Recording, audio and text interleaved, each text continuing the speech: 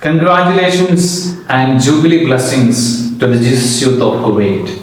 I am glad to know that in preparation for the celebration of the Silver Jubilee of Jesus Youth in Kuwait, you are going through a series of prayerful reflections. So this month, the theme for this prayerful reflection is reconcile. The word reconcile suddenly brings to my mind the image of Esau and Jacob in the book of Genesis.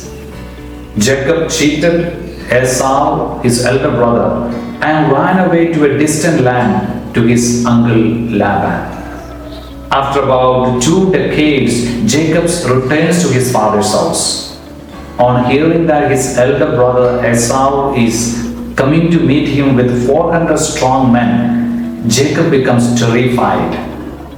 In his fright, he decides to stand alone across a river after having sent all that was with him to the other side of the river.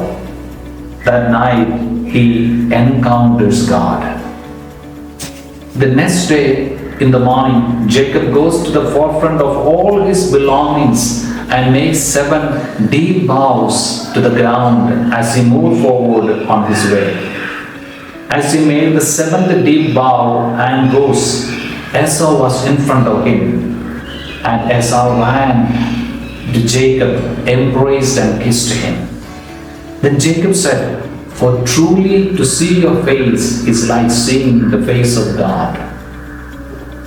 Here, what strikes me is the reconciliation between Esau and Jacob was preceded by 3 important steps on the part of Jacob, which could be an example for our own lives too.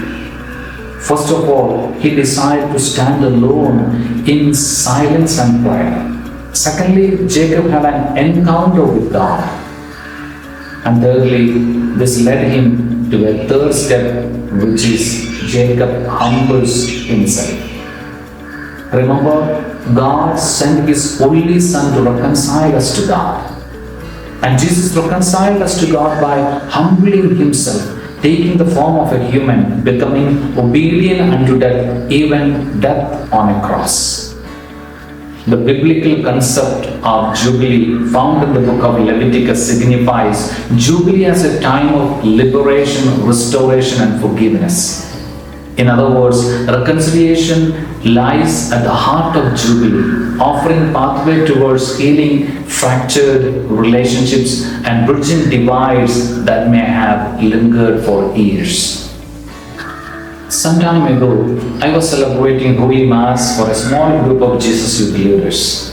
As the Gospel passage of the day was from the Gospel of Matthew chapter 5, I made a brief introduction about the necessity of reconciliation in order to celebrate the Holy Mass in a worthy manner and pause for a few minutes. After a few seconds, one of the lady participants excused herself and went to each of the other participants, apologizing for the ill feelings she was holding in her heart towards them. She was in tears.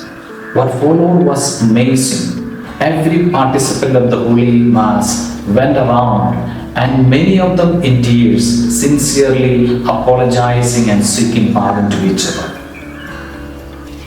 Later, they told me that the lady participant who took the first step of this reconciliation felt hurt by the corrections given by the coordinating team of the time years ago. But she kept a distance with following coordinating teams ever since. Well, I cherish it as one of the most meaningful and powerful celebrations of the Holy Eucharist in my life. Reconciling has such power to bring about the true freedom as the children of God. Let this year of Jubilee be a time of healing wounds, bridging divides, and generous forgiving. Wish you all a graceful time of Jubilee.